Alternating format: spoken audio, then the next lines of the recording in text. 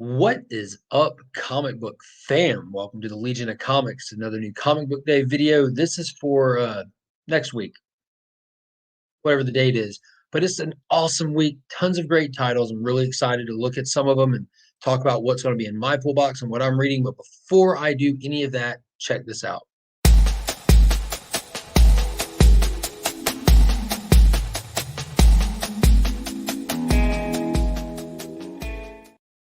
So if you haven't already, be sure to go ahead and like and subscribe to the channel.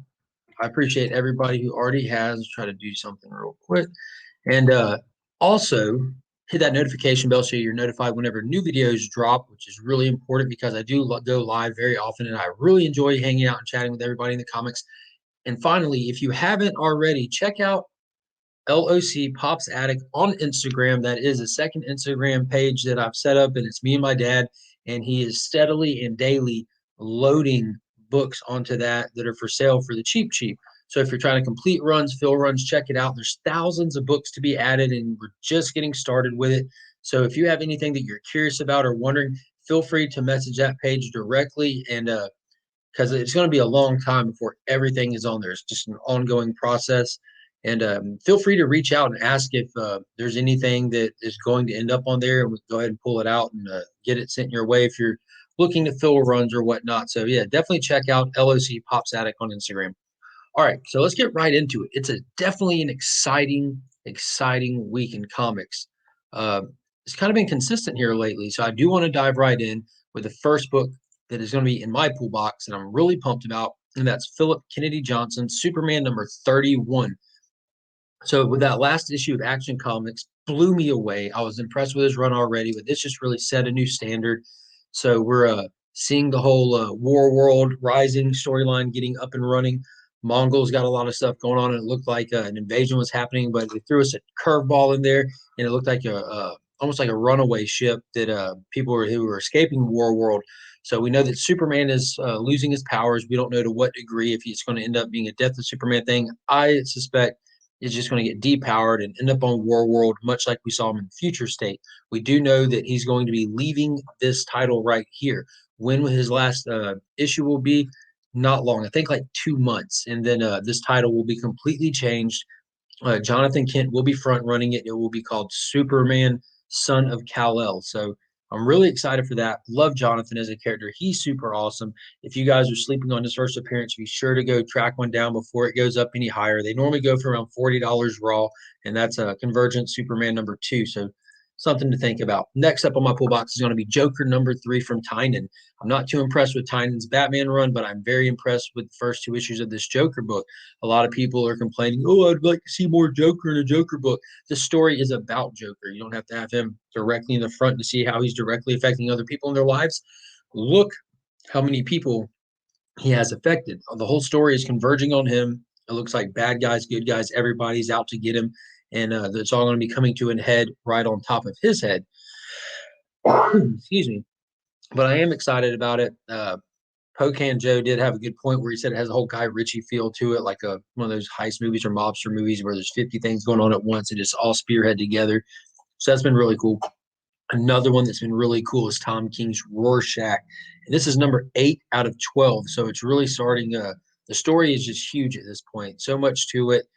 It's just following a private detective trying to track down the whys and the wheres of an assassination attempt on a president-elect. But it's been really good. I don't know too many people that have been reading it straight up. That I have talked to a lot of people that said they're going to pick it up when it's all said and done, which I understand.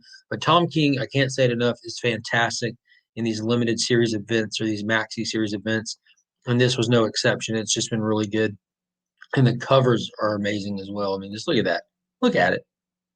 Just look at it. Anyways, next up we have Batman the Detective number 2 of 6 from Tom Taylor.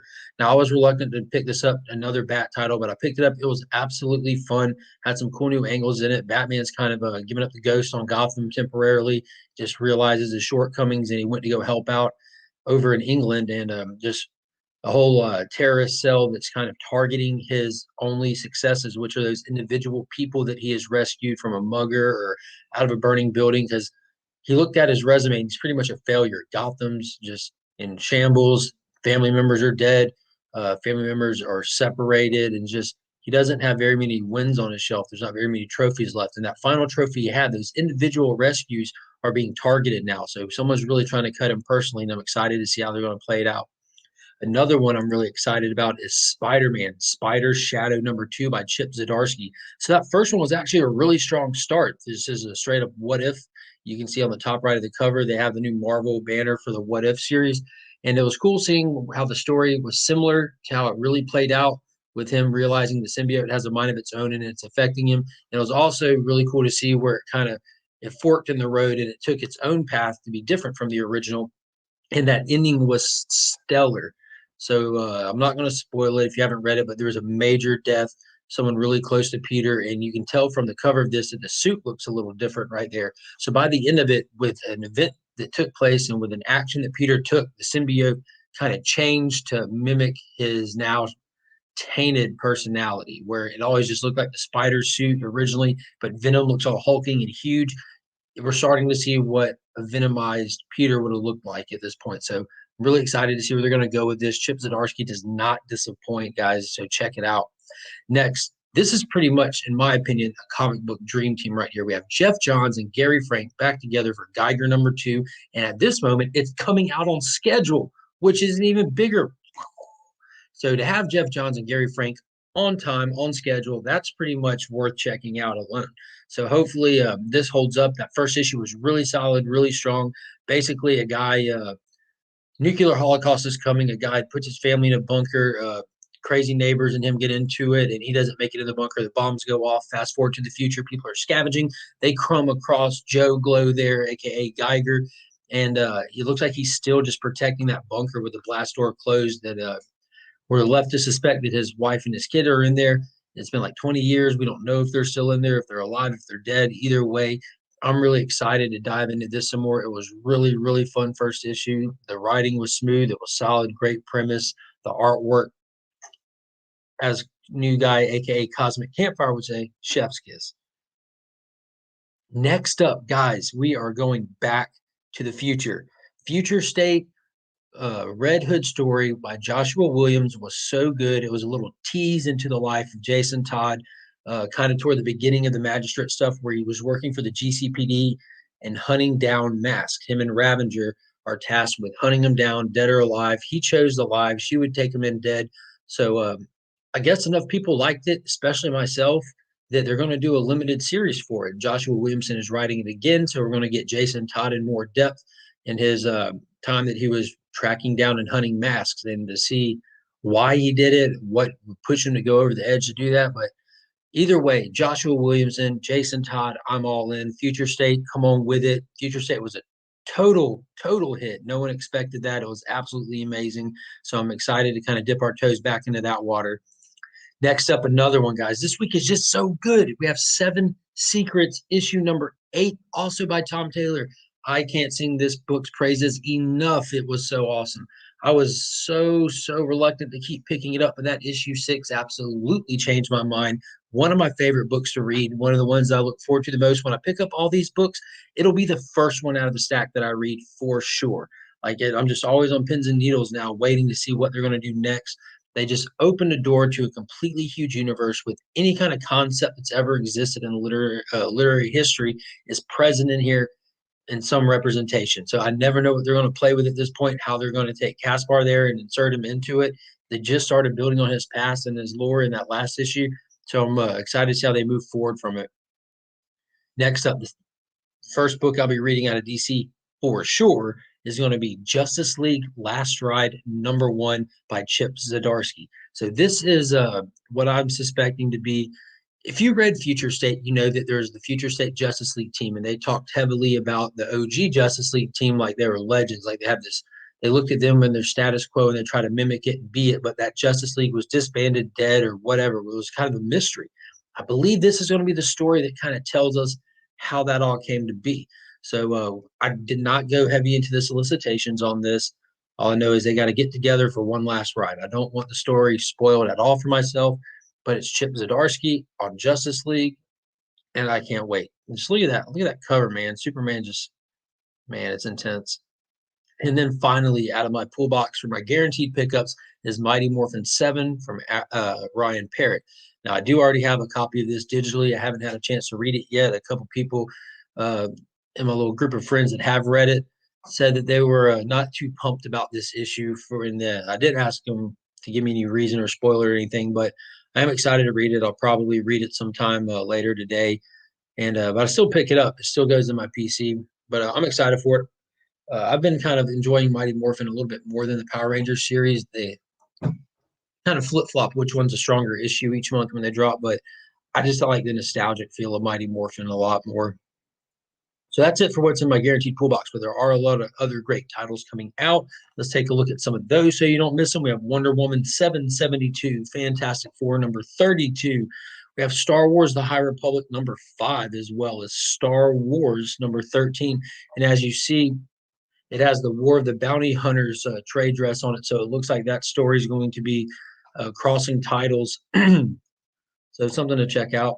Then we have Children of the Atom number 3, as well as Batman Urban Legends number 3. As you see that this did not make it into my pool box. I'm officially dropping this title off my pool box. I absolutely love that Red Hood story that's in it, but I absolutely do not have the time to read an oversized book full of stories that I don't really care about at this point.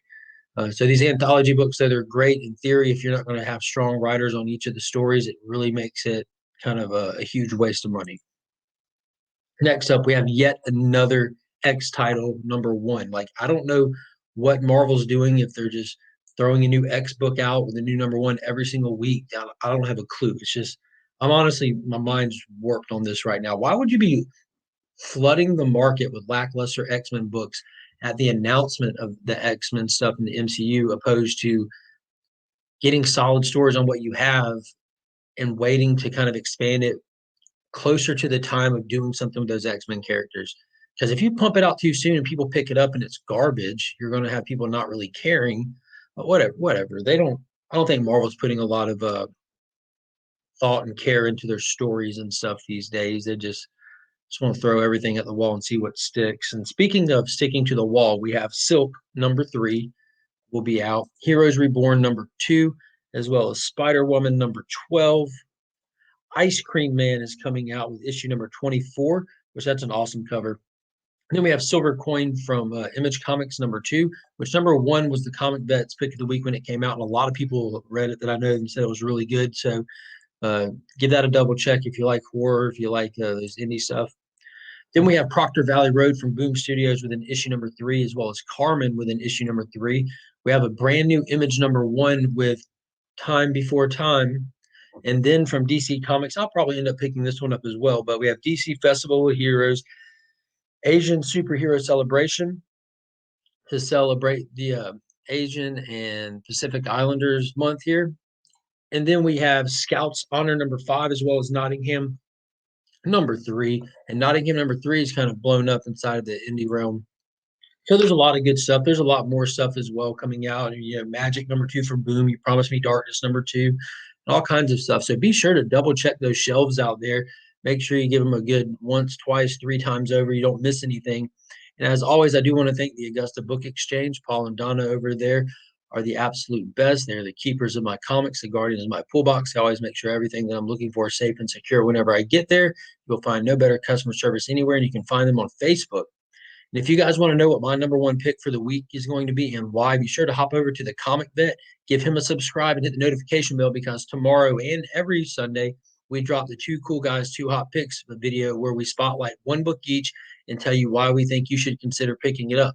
So don't miss that. And until next time, guys, as always, I'm Mark, but we are Legion.